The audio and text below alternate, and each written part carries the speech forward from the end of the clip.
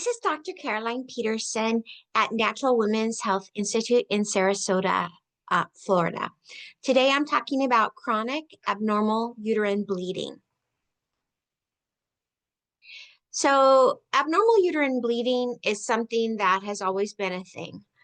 There have always been ideas about how you should bleed for your menses and what your menstrual cycle should be like. Hippocrates said that you should definitely not have excessive bleeding because it can lead to disease. And he treated it, recommended cupping of the breast. And so that could be something that would release oxytocin, and oxytocin would be something that would decrease bleeding. His idea of what a normal bleed was 3 days.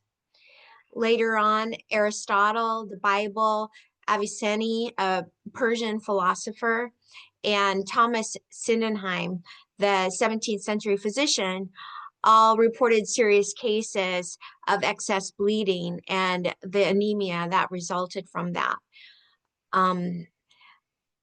Until 2011, when the International Federation of Gynecologists and Obstetricians, which we call FIGO, because it's in another language originally, when they released their consensus paper on what is abnormal uterine bleeding, there had been a lot of terms that were used, a lot of them undefined. And the most commonly used terms were menorrhagia and dysfunctional uterine bleeding. But since this consensus paper, many of the terms that we used to use are no longer recommended, and instead we're going with terms like heavy menstrual bleeding, or abnormal uterine bleeding for the larger category. So FIGO and the coalition of folks who came together to decide how to think about, how to diagnose, how to call abnormal uterine bleeding. All of this started in 2004, and over time, the final consensus was reached in 2018, although there's ongoing smaller discussion groups for things like the ovarian component of it. But this has made a really big difference in a universal sort of coming to an agreement about how to think about abnormal uterine bleeding. So this is the Federation International of Gynecologists and Obstetricians. In their first paper, FIGO 1, they talk about what is normal and what is abnormal uterine bleeding. So I'm going to be largely talking about chronic abnormal uterine bleeding because I have a private practice, and so people don't come with acute abnormal uterine bleeding. So when we're talking about chronic abnormal uterine bleeding, we're talking either about heavy menstrual bleeding, irregular menstrual bleeding, intermenstrual bleeding, or a disordered cycle length. So we'll go into each of those things. But first, let's talk about what is normal. So when you want to think about normal, you're measuring things like frequency of the period, duration of the bleed, how predictable the period is, how much volume of blood is lost, if there's any bleeding between the menses, and if there's any unscheduled bleeding. So the conclusion that FIGO 1 reached was that a normal cycle is 24 to 38 days long, and that the bleeding lasts less than 8 days, and that the variance in cycle length is between 7 to 9 days, depending on age, and that the volume of blood lost doesn't interfere with your daily life. So part of thinking about this cycle is is either thinking, we're used to thinking about a menstrual cycle. And so with the menstrual cycle, we have uh, a follicular phase, which is the first half, then an ovulatory phase or surge, which is the kind of middle days, and then the luteal phase, which is the second half. And so we also want to think about the endometrial cycle. And in this, it's a focus on the womb instead of a focus on the ovaries like the menstrual cycle is. So the menstrual cycle thinks about the relationship between estrogen and progesterone, and then an entering in of the luteal luteinizing hormone. And the endometrial cycle thinks more about what's going on with the womb. How is it developing? And so it also has three components: the menstrual component, the proliferative component, which is like the follicular phase, and the secretory component, which is kind of like the luteal phase. Yeah. So in this picture, this is, of course, the uterus in the lady. And then this is a cross section of the endometrium. And so at the bottom, you can see day 1, day 7, day 14, day 21, day 28. And we see day 1 to 7 is menstruation, expected menstruation. Day 7 to 14 is the proliferative stage. Day 14 to 28 is the secretory phase. And so you can see that during the menstrual phase, we're having the shedding of the endometrium down to the basal level. And then we're having the proliferation, which is largely related to estrogen. The secretory phase begins after ovulation, and that's largely related to progesterone. When there's a drop in progesterone, then we go back into the shedding of the endometrium. So down here, we're going to see the estrogen and progesterone and how they relate to each other throughout the whole menstrual cycle, and how that relates to the endometrium. So the normal endometrial cycle on days 7 to 14 is estrogen dependent for proliferation, where we're laying down the endometrium again. And then days 15 to 28 is a secretory phase, which is the progesterone dependent phase. Of importance within that secretory phase is the decidulization phase, which begins around day 23. And this is a remodeling of some of the structures and cells in the endometrium so that the endometrium is ready to receive the embryo for implantation. And then we have menstruation, days 1 through 6, which consists of inflammation, hypoxia, apoptosis, which is programmed cell death, hemostasis, which is making sure that there's not too much bleeding, vasoconstriction, which makes sure that there is not too much bleeding, repair and regeneration, ready for the next cycle. So in order to be able to menstruate, decidulization has to happen. And so that's a maturation of certain parts, certain cells in the endometrium. And as humans, we have more extensive decidulization than any other menstruating species. In fact, animals that only decidualize with implantation do not menstruate. And so we prepare for implantation. Other animals aren't like that. Other animals will conceive and then decidualize. And those are the animals that don't menstruate.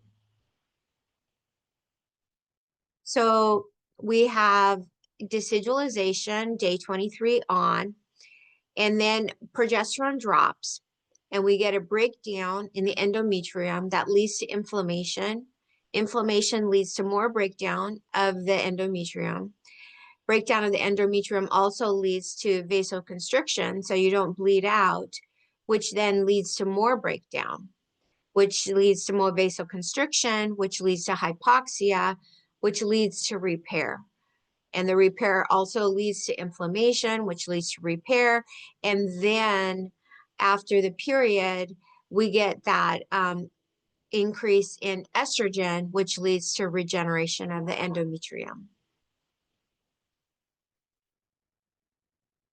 So the normal start of menstruation is due to a drop in estrogen and progesterone after the corpus luteum degenerates and you don't have a baby in there.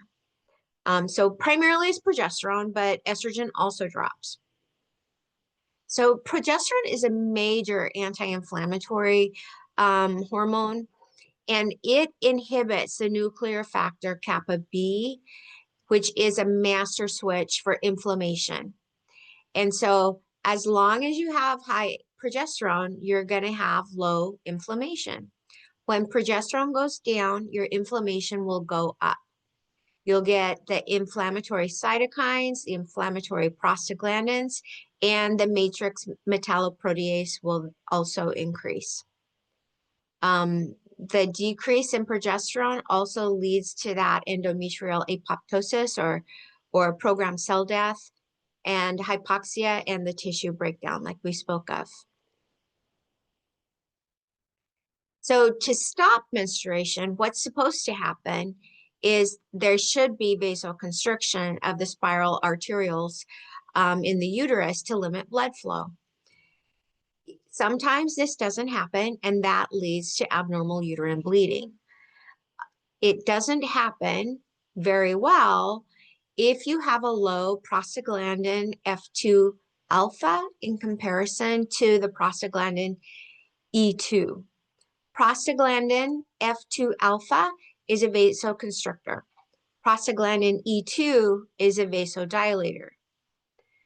So if you have more vasodilation than vasoconstriction, you're not going to stop menstruating because you're going to keep bleeding. If you have an inadequate prostaglandin F receptor, there will be no place for that prostaglandin F2 alpha to plug in. And so that means you won't be getting the vasoconstriction that you need. You could also have increased prostaglandin E2 production. You could have decreased endothelin 1, which is a vasoconstrictor, or increased neutral endopeptidase, which metabolizes endothelin 1, and that would then again lead to decreased vasoconstriction. If you have increased VEGF-A and VEGF receptors 1 and 2, you'll have increased bleeding because they are pro neovascularization. They lay down arteries. They cause new little arterioles to be laid down. And then also if the smooth muscle in the spiral arteries is decreased, they won't be able to contract and constrict the blood flow. So in order to stop bleeding, the blood has to be able to regulate itself through hypoxia, coagulation, and repair of the damaged vasculature. Can you believe it? Every single month, this is what happens. It sounds heroic, and that's your body. So then we also need to have the reepithelialization of the denuded basal endometrium. So there, you have to build it all over again every single month. Not incredible. So here in phase 2 of the menstrual cycle, after ovulation, you'll have that corpus luteum producing progesterone. And then the progesterone causes the omega-6 fatty acids to adhere to the cell membrane with a phospholipid. So that's primarily arachidonic acid. When we have a decrease in progesterone, what's going to happen is that the arachidonic acid is liberated from the cell membrane. That liberation of arachidonic acid is going to be metabolized either through cyclooxygenase or 5-lipooxygenase into the leukotrienes and the prostaglandins. And then this is where you need to have that balance between vasodilation and vasoconstriction in order to start and stop the cycle. If that's not balanced, not only can you have abnormal uterine bleeding, you can also have excess pain, dysmenorrhea. So as we mentioned before, the factors that influence stopping the menstruation, which is what we're primarily interested with abnormal uterine bleeding, most people bleed too much instead of too little, is the prostaglandin E2, which is responsible for inflammation, pain, fever, and is vasodilatory. The prostaglandin F2 alpha, which is responsible for smooth muscle contraction, especially in the uterus, and vasoconstriction. The endothelin 1, which is vasoconstrictor.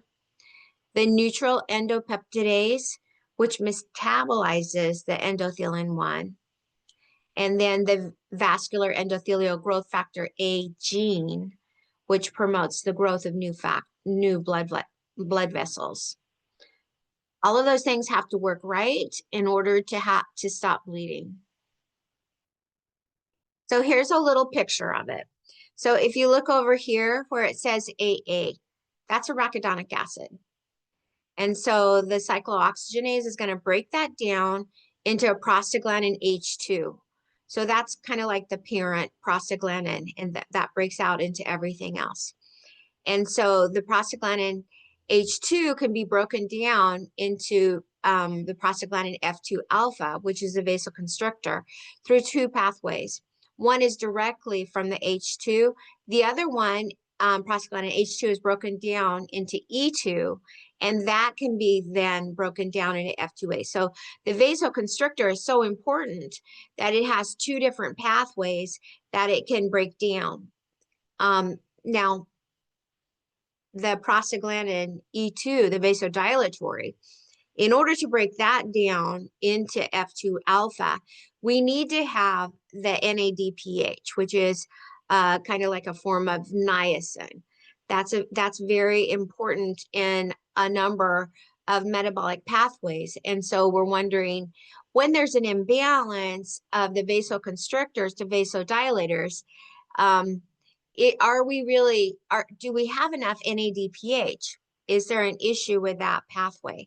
So we want to look what produces NADPH. So NADPH is primarily produced by the pentose phosphate pathway in the cytosol. And so if you have genetic SNPs related to those genes, then you may not have adequate NADPH production. Secondary ways that NADPH are produced are through the Krebs cycle, but it's not in the mitochondria. It's citrated in malic acid, but it's in the cytosol, not the mitochondria. And so if you have SNPs in those genes, then you're gonna have decreased NADPH.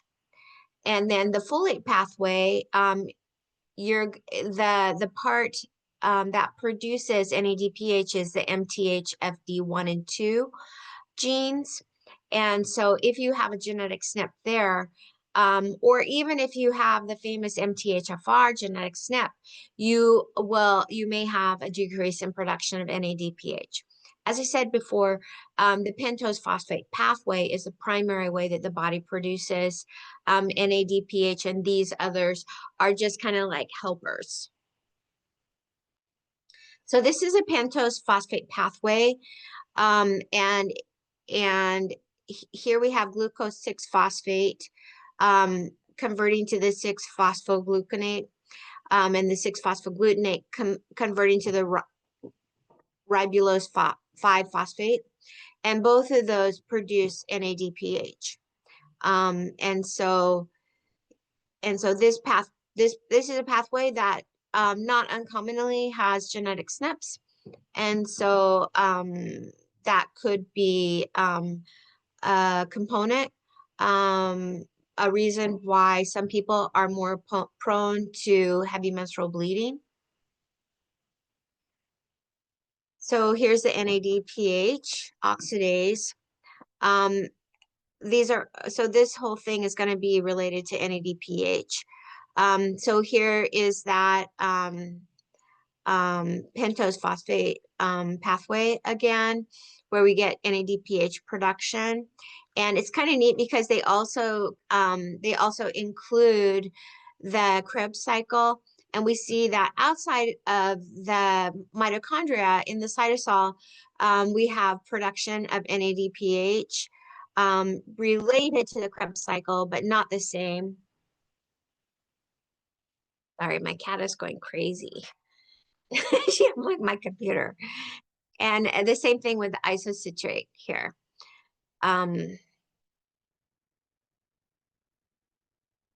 And then this is the folate cycle. In both the MTHFD2 and the MTHFD1 produce the NADPH. And I wanted to show you this one because I wanted to show you how it's related to the methylation cycle. And also, here's the MTHFR. And so you're gonna have sluggishness in MTHFR also if you have genetic SNPs in the MTHFD also. So again, we're talking about the arachidonic acid being released from the cell membrane when we have a decrease in progesterone at the initiation of menses. And that arachidonic acid is broken down by the COX gene, and the prostaglandin H2 is released, and that can either break down into the prostaglandin F2 alpha, which is vasoconstrictory, or prostaglandin E2, which is vasodilatory. Prostaglandin E2 can then break down into F2A if there is the NADPH involved. If there's not, then that process is just going to be sluggish. And so you're not going to get adequate vasoconstriction. So remember, we were talking about before menstruation, after ovulation, the corpus luteum is producing progesterone that is causing omega-6 fatty acids, specifically arachidonic acid, to adhere to the cell membrane, phospholipid. When the progesterone goes down, then we're going to have release of arachidonic acid from the cell membranes, and that arachidonic acid will be broken down to the prostaglandins that then have to be imbalanced for the vasodilatory and vasoconstrictory functions that they have in the uterus to start and stop menstruation. So I want to talk about the omega fatty acids a little bit. So omega-3s are largely the fish oils, but also black currant and flax are going to have some omega-3s. Those are the anti-inflammatory fatty acids.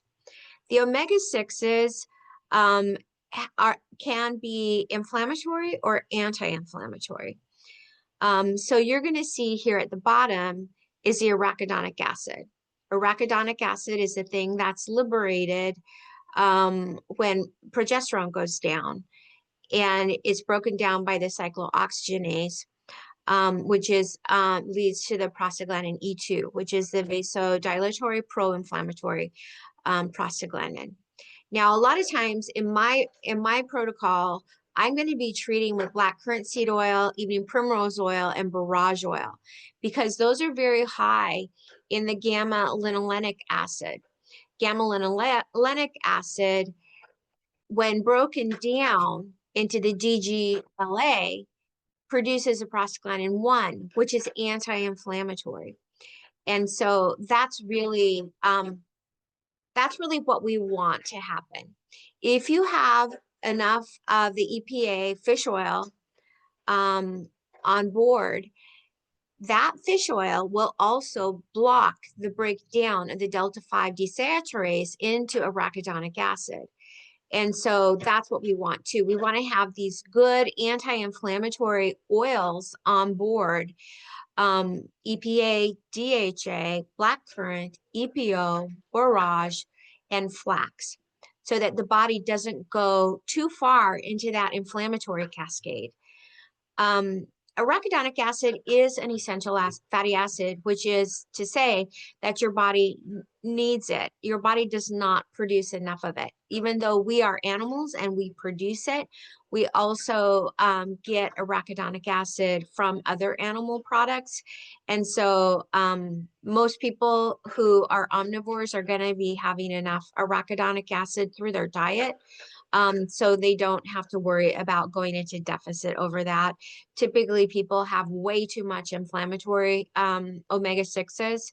And so our real concern is bringing up those anti-inflammatory fatty acids. The 1/3 of all women worldwide experience abnormal uterine bleeding. And 1/3 of all the women with abnormal uterine bleeding will get hysterectomies to stop the bleeding. There is a huge variation in the prevalence across populations. And also, so part of it is that there's the, the ranges of occurrence are very, very broad. So part of this is because there's a lot of difference across populations. Part of it is probably just the studies weren't large enough or comprehensive enough, or the studies probably weren't well designed. The one thing that puts women at increased risk of abnormal uterine bleeding is being overweight or obese. And Black women are more at risk of fibroids and adenomyosis, which are some of the reasons for abnormal uterine bleeding. But more recent studies seem to link the risk not to being Black, but because there is a greater incidence of higher body mass index in Black women. And so it's really the weight that is pushing these conditions rather than ethnicity. 30% of women with abnormal uterine bleeding are anemic worldwide.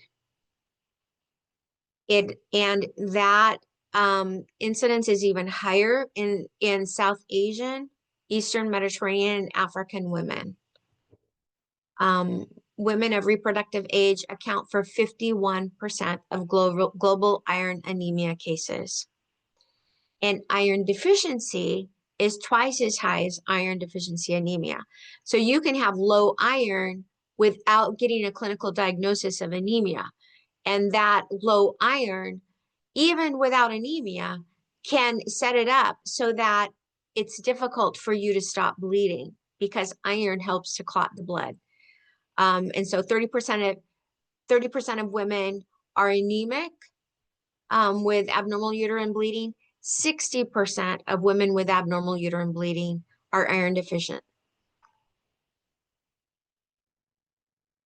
The quality of life score for women with abnormal uterine bleeding is below the 25th percentile. Women who have abnormal uterine bleeding have more anxiety, more depression, and also period poverty, because not only do they have to expend money in period products, but they lose work, lose days of work, so they lose income. So when we look at the abnormal uterine bleeding classifications that we mentioned before, heavy menstrual bleeding, we see that range of between 20 to 50%. It's huge, right? And so There's a lot of variation there across populations. Maybe the studies aren't great. Irregular menstrual bleeding, 14 to 25% of women. Intermenstrual bleeding, so bleeding between your menses, 13 to 30%. And irregular cycle length, 5 to 36%. All right, so now we're going to go through those one at a time. So heavy menstrual bleeding as a type of abnormal uterine bleeding. These women sometimes have an underlying bleeding disorder.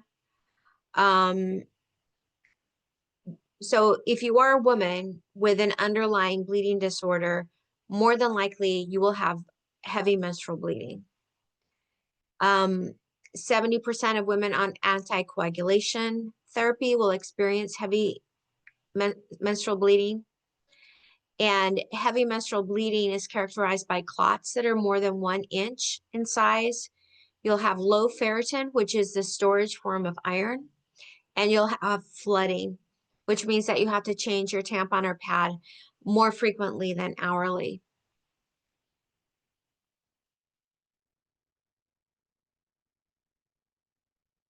Irregular menstrual bleeding is another kind of abnormal uterine bleeding.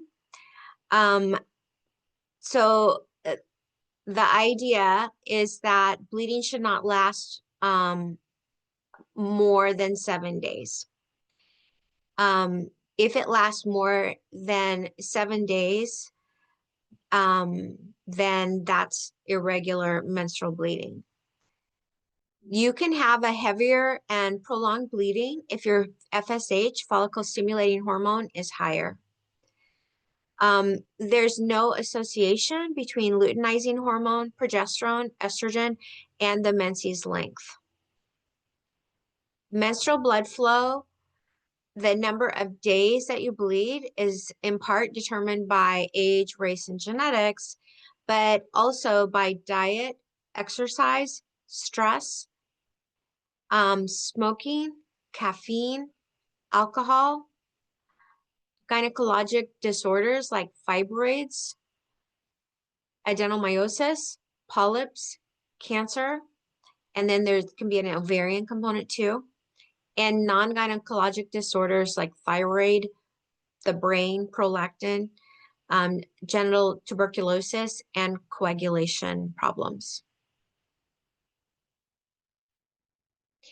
Intermenstrual bleeding is a form of abnormal uterine bleeding where you bleed between your cycle. So the most common is ovulation spotting, and that can cause, that's caused, if you have ovulation spotting, it's caused either by the estrogen drop or by the luteinizing hormone surge. This can also be caused by a focal lesion like a polyp. A malignancy can cause a bleed between your periods. Endometrial hyperplasia can bleed between your periods. Cancer of the endometrium, cervix, or vagina can bleed between your periods.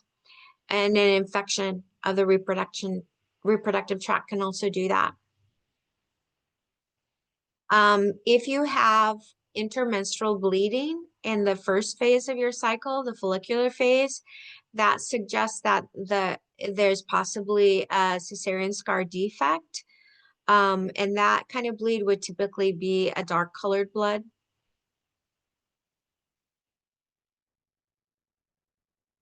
The fourth type of abnormal uterine bleeding is irregular cycle length.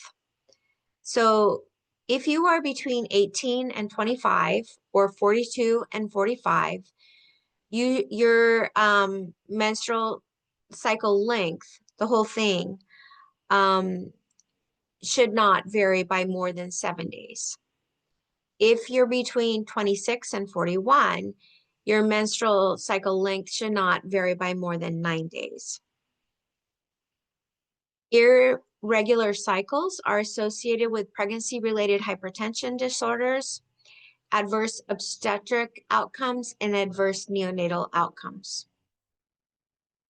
Changes in the length of the menstrual cycle are related to the levels of estrogen and progesterone, which can be related to birth control pills, IUD, or something like that. It can be related to polycystic ovarian syndrome, or it could be brain-based. Metabolic syndromes and type 2 diabetes and obesity can also influence the length of the menstrual cycle. The thyroid can influence the length along with heart disease and rheumatoid arthritis and autoimmune disease. Anemia, osteoporosis, and overexercise all cause not enough, insufficiency. And so that would influence the length of the cycle.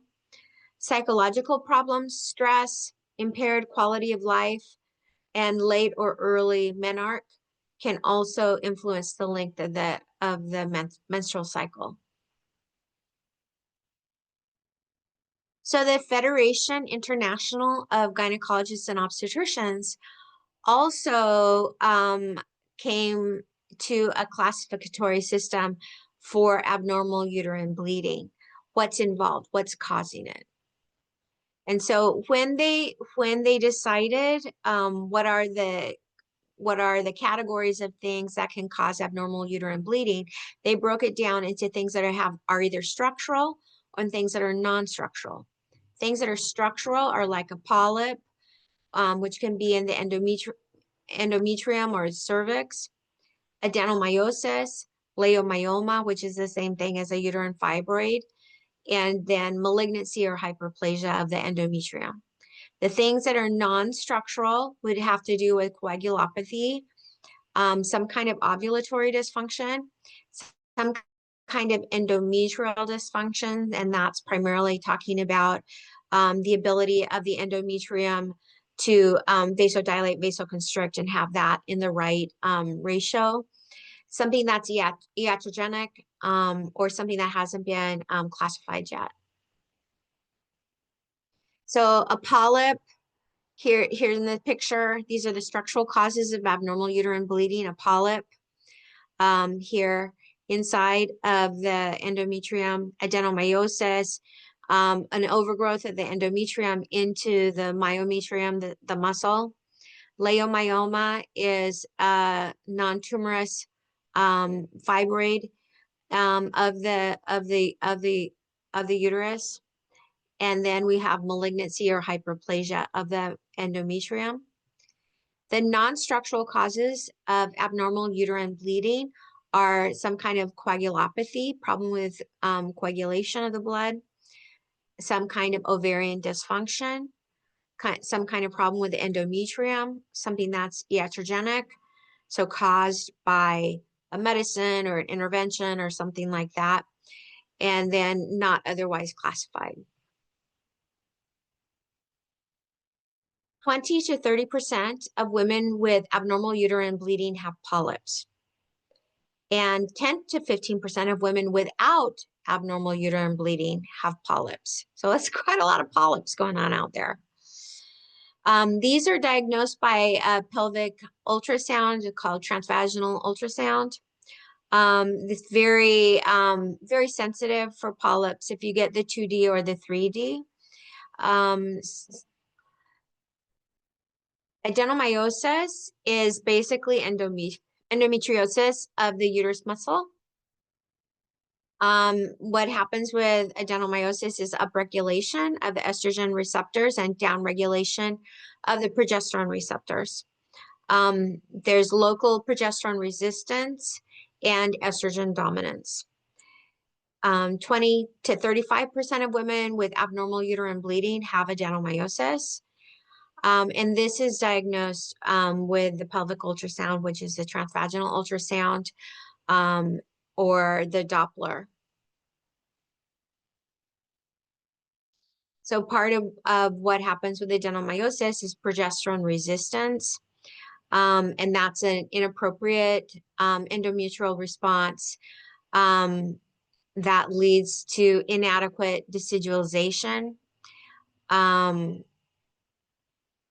that that's associated with the abnormal estrogen receptor beta and the progesterone receptors. And so you'll see this progesterone resistance in patients with adenomyosis, fibroids, and heavy menstrual bleeding.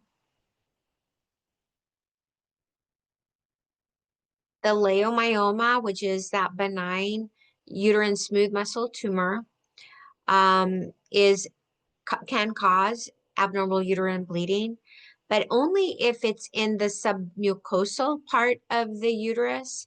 That's the only time it will influence bleeding.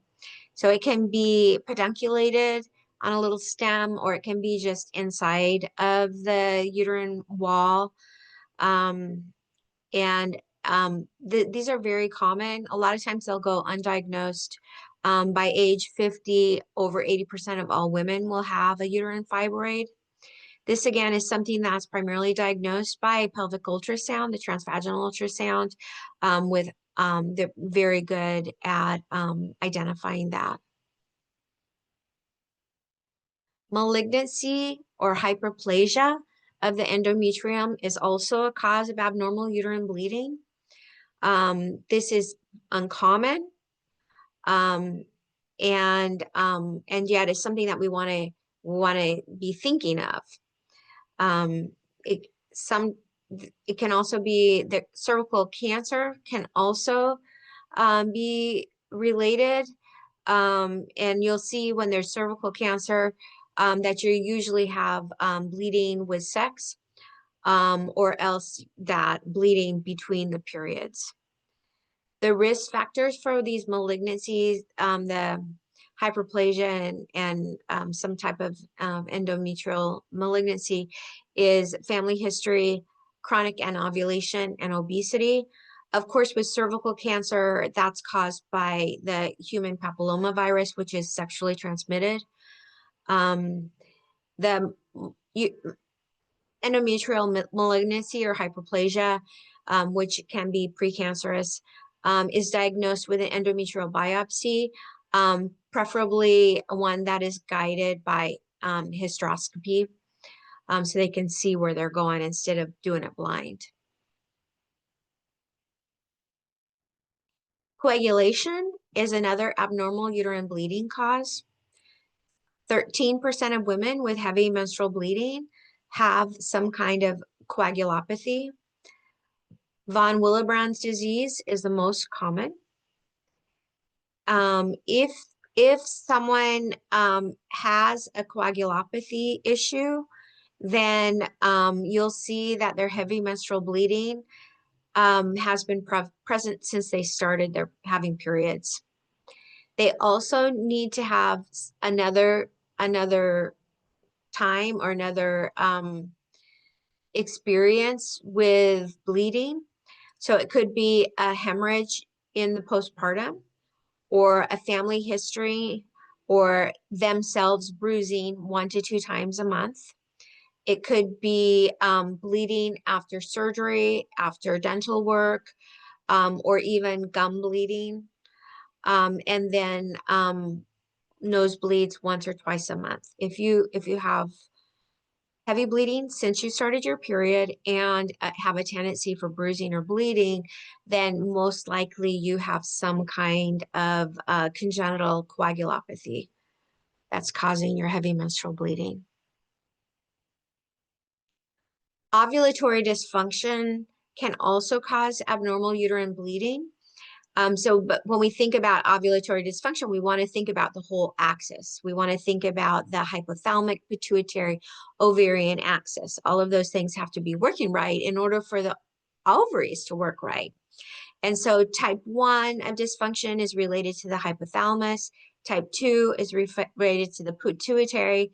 Type 3 is related to the ovary itself. And type 4 is related to polycystic ovarian syndrome. In here also, we want to think about the relationship with the thyroid, because that can influence bleeding. And then prolactin, also from the brain, can influence bleeding, as well as stress and high or low weight. The ovulatory dysfunction is generally more common in the teen years and also perimenopause, but it happens lots in between also. So when we think about ovulation, the function of the ovaries, on the left we have what is expected. Ovulation every 24 to 38 days. That's normal menstrual frequency and regularity. And on the right, we have no ovulation and no periods, amenorrhea. And so everything in between is occasional failure to ovulate, occasional ovulation. And so those are the things that we're thinking about when we're working up people. Where are you falling on this arc?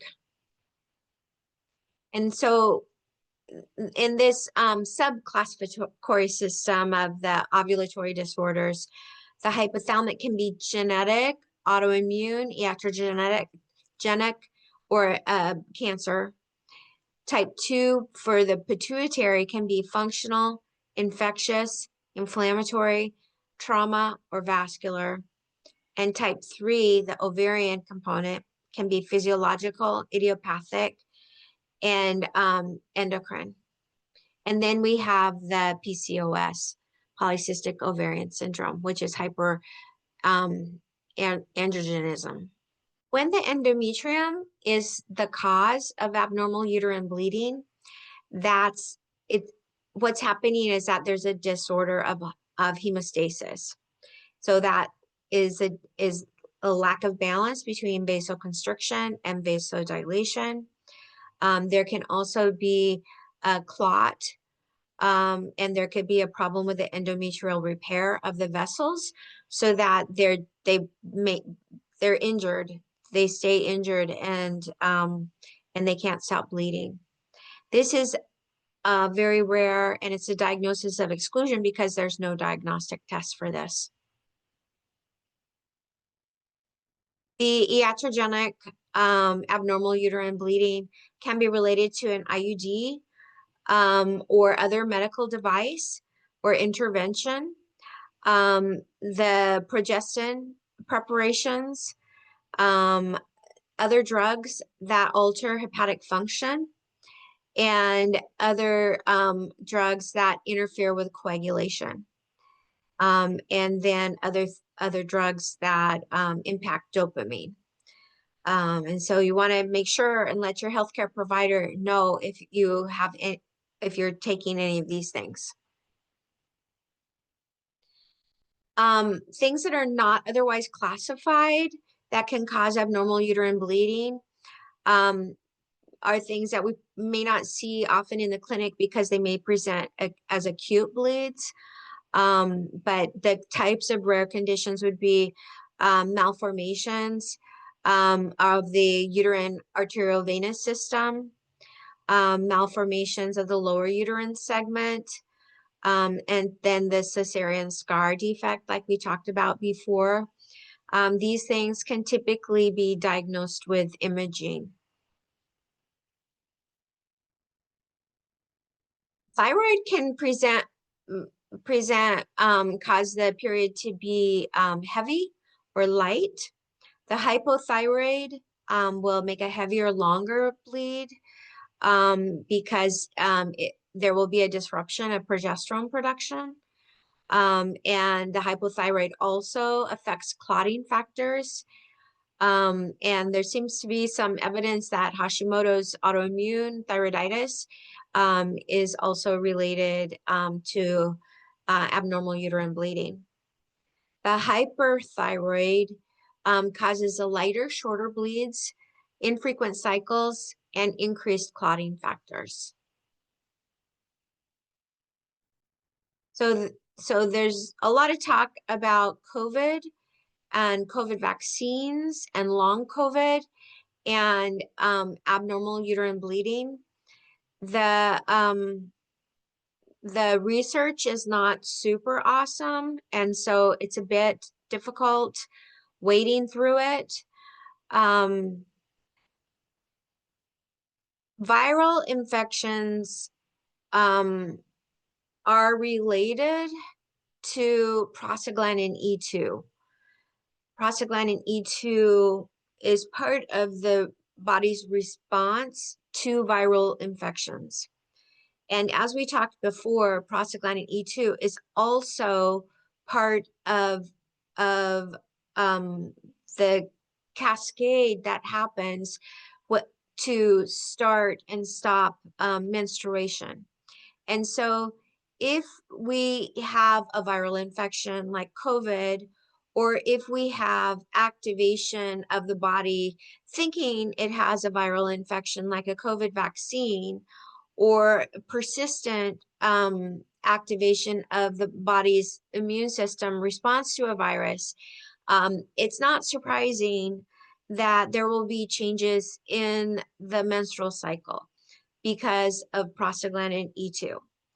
And so in this meta-analysis of 586 studies and 747,000, almost 800,000 women, there was no significant difference in abnormal uterine bleeds between those who were vaccinated and unvaccinated for COVID.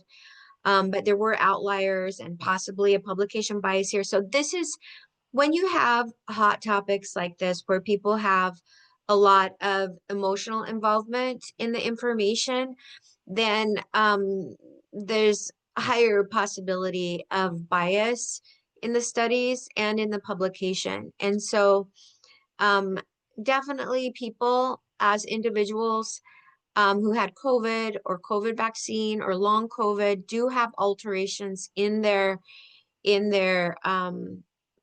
menstrual cycles, menses length and amount and so forth. However, it's unclear that there's a lot of difference between the people who actually had COVID and didn't get the vaccine and those who got the COVID vaccine but didn't get COVID. That's not a study that I think exists. I wasn't able to find it. But we do expect there to be changes in menstruation with any viral infection. That's just the nature of things. So in adolescence, you will see a lot of abnormal uterine bleeding because the hypothalamic pituitary ovarian axis is not mature. And so then you have a lot of anovulatory cycles. And that's just the nature of the body going through a process of maturation. What happens with the immature axis is that there's inadequate release of gonadotrophin releasing hormone in the brain, inadequate release of the luteinizing hormone. And so that means the feedback loop between the brain and the ovaries is not working very well. And so progesterone and estrogen is kind of out of sync, and the estrogen levels are irregular. Of course, with those early heavy bleeds in adolescence, we want to be sure and rule out any kind of coagulation defect, including von Willebrand syndrome. Perimenopause is another time when we start to see the breakdown of that hypothalamic pituitary ovarian axis. This can be because of unstable progesterone, ovarian function, which causes a low progesterone. We generally see progesterone levels going down about 10 years before we see estrogen levels going down. This is also a time where we're more likely to see polyps, the fibroids, and things like that increase with age. And then, of course, sexually transmitted infections can be playing a role too in that intermenstrual bleeding. In perimenopause, 65% of women complain of heavy menstrual bleeding. 26% of women complain that heaviness of the bleed interferes with their life. And 21% of perimenopause women experience intermenstrual or postcoital bleeding with sex, after sex. So how are we going to work up these gals? So we want to keep this in the back of our mind, that there are structural causes of abnormal uterine bleeding and non-structural causes of abnormal uterine bleeding. And so the first thing is to make sure that there's abnormal uterine bleeding, and then to make sure there's no pregnancy. If there's no pregnancy, then we want to find out if we're dealing with something acute or chronic. And in the clinical setting, it's going to be chronic. And so then we want to find out about all of the parameters that we talked about, the frequency of the bleed, how regular the bleed is, the duration of the bleed. We want to find out about the volume, intermenstrual bleeding, and if there's any unscheduled bleeds. After that, then we're going to do blood tests for ovarian or coagulation questions. We're going to get imaging and do a pelvic exam with when we're suspecting polyp, adenomyosis, leiomyomas, and things that are not classified. For the polyp and the hyperplasia of the endometrium or the malignancy, we want to have a pathology report of the histology. And then the one that nobody is a diagnosis of exclusion is the endometrium. That would be based on clinical assessment. So the lab testing we'd want to get for everyone with abnormal uterine bleeding would be a complete blood count with differential and a pregnancy test if relevant. For anybody who could have the coagulopathy issues, we want to do the evaluation for hemostasis. So a partial thromboplastin time, prothrombin time, activated partial thromboplastin time, and a fibrinogen. We may want to test for von Willebrand's, which tests for that factor antigen, the ristocetin cofactor assay, and then factor 8, which is part of the coagulation cascade. Other labs that may be relevant would be thyroid stimulating hormone, iron, total iron binding capacity, ferritin, liver function tests, and chlamydia, since that's a sexually transmitted disease that can present with bleeding and may not have been identified before. So heavy menstrual bleeding, for sure, you want to get the hemoglobin, iron, and the thyroid hormones. And if you have any bleeding with sex or after sex, you need to have a speculum exam and you need to have a PAP. As we said, for the coagulopathy possibility, you want to look at that von Willebrand's factor antigen, the ristocetin cofactor, activated partial thromboplastin time, and the platelet function testing. For the ovulatory dysfunction workout, you want to get your estradiol and progesterone, testosterone and DHEA, FSH and LH, thyroid stimulating hormones, and probably the actual hormones themselves, T3, T4, prolactin, and the anti-Mullerian hormone. Women over 45, if you're postmenopausal and you have abnormal uterine bleeding, you need to have an endometrial biopsy, which is guided. And if you have intermenstrual bleeding, you need to have an endometrial biopsy. Women who are under 45 with unregulated estrogen exposure, they need to have an endometrial biopsy. These would be women who are obese or who have PCOS and have not responded to other treatments. The diagnostic imaging of choice for most of these conditions is the transvaginal ultrasound. That works great for many of these conditions.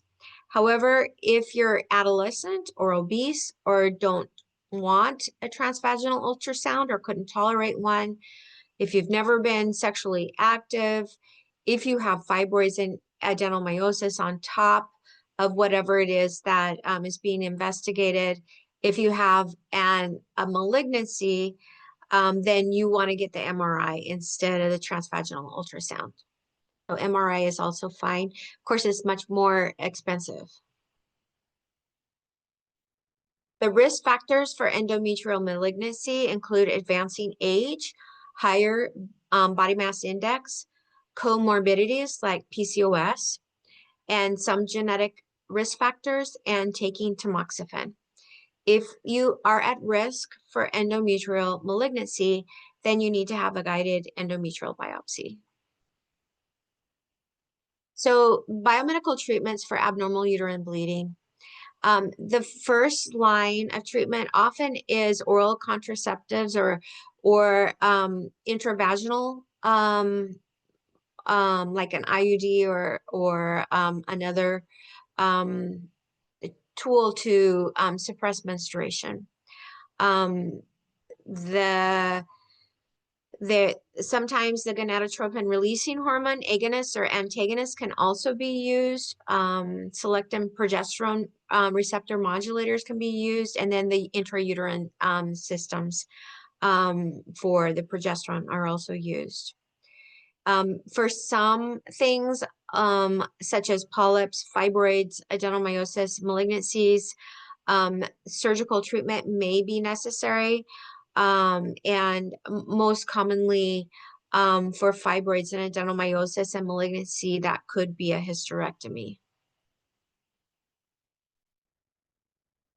Because oral contraception is often the first way that biomedicine intervenes, you want to make sure that it's not contraindicated in you. So you should not be taking oral contraception if you've had a previous stroke or clot, if you've had a history of estrogen-dependent tumor, if you have active liver disease, if you're pregnant.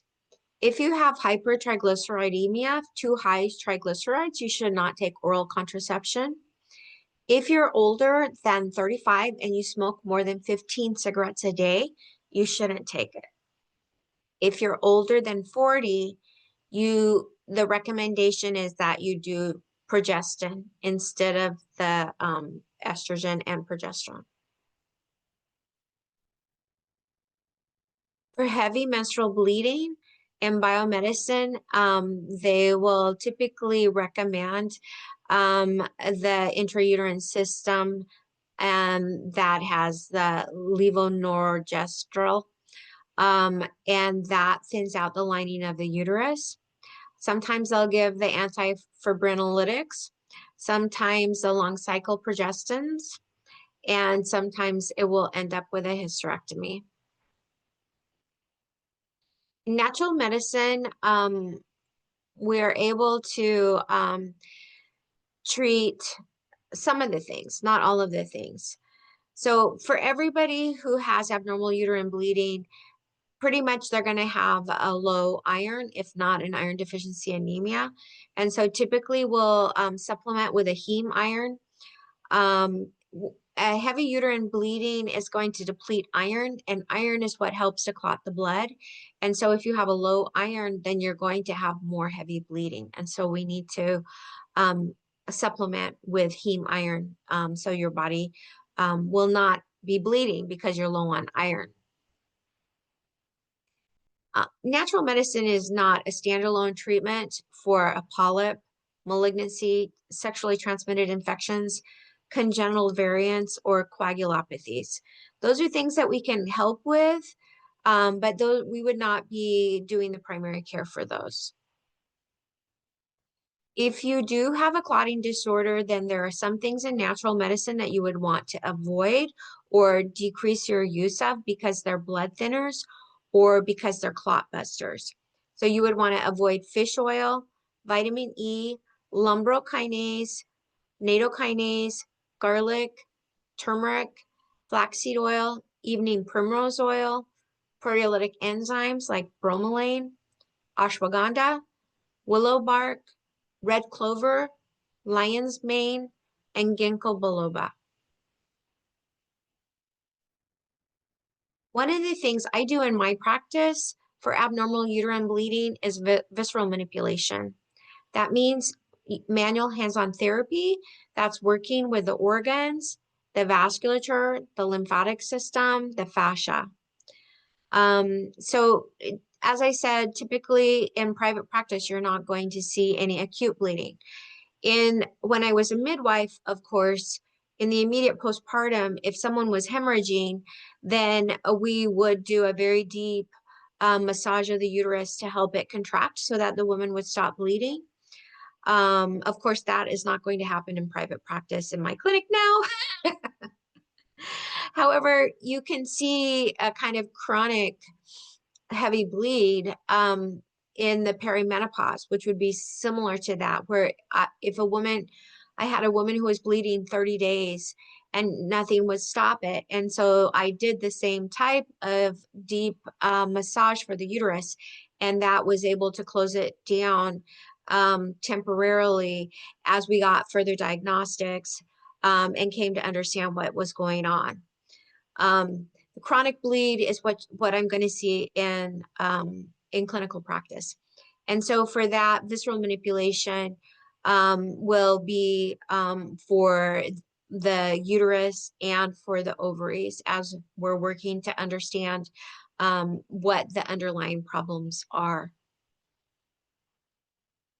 So adenomyosis, and leiomyomas, and that ovarian hypothalamic pituitary axis dysfunction are commonly treated in natural medicine. I have another video that goes into detail about natural treatment for adenomyosis. I put the links below so you can look at those to have a much more in-depth overview of it.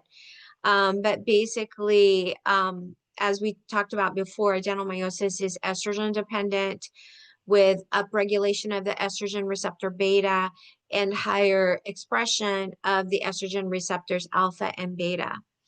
We also have deficient expression and downregulation of the progesterone receptors alpha and beta in the uterus.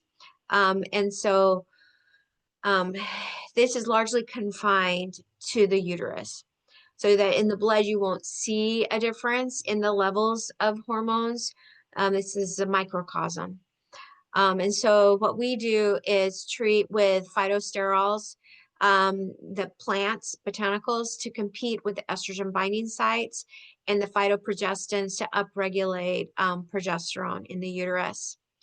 So what's really important to do also, because these endocrine disruptors are so prevalent right now, it's really important to try to, it's basically impossible to avoid them.